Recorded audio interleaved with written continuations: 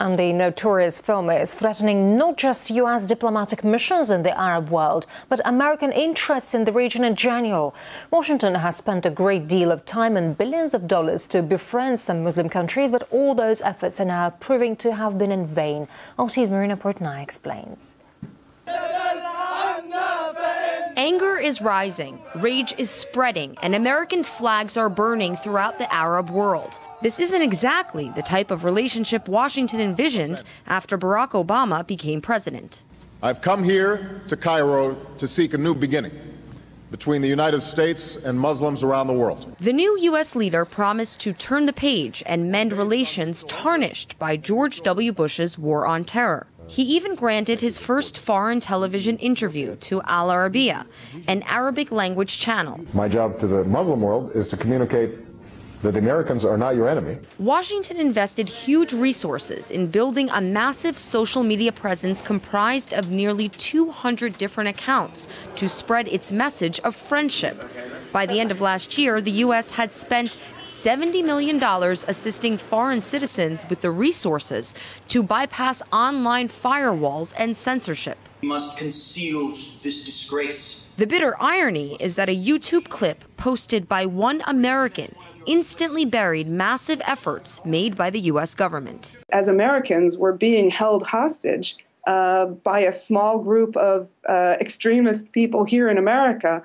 I think when they put their views on YouTube, and now the technology is such that it can be seen all over the world, I think people in Egypt and Libya and some of these places don't understand freedom of speech, and they don't understand that this is not the view of most Americans. This is not the view of the U.S. government. According to many experts, a large majority of the Arab world has grown too familiar with the anti-Muslim sentiment America is accused of cementing. The policy of the Americans towards this part of the world is inadequate. It doesn't call for dialogue. It doesn't call for development. It doesn't call for progress. It calls for removing regimes because it suits American interests and some Western interests.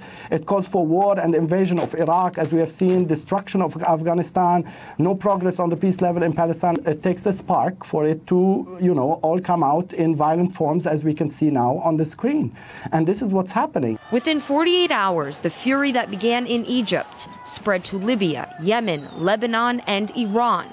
In Afghanistan, YouTube was shut down, but tensions in the Muslim world seem to be only increasing. There has been a lot of simmering anti-American feeling right across the entire Arab world. It's there. It's worse in Pakistan, where polls show that over 90% of Pakistanis feeling America as their primary enemy. America's made a lot of blunders in the area, and it's made a lot of enemies. In the Arab Spring countries, America helped revolutionize. The line between friend and foe has blurred. Despite all the time and money Washington has spent using the internet to promote its Islam-friendly foreign policy, the World Wide Web has also served as the platform that enabled one American extremist to infuriate millions overseas and derail years of progress.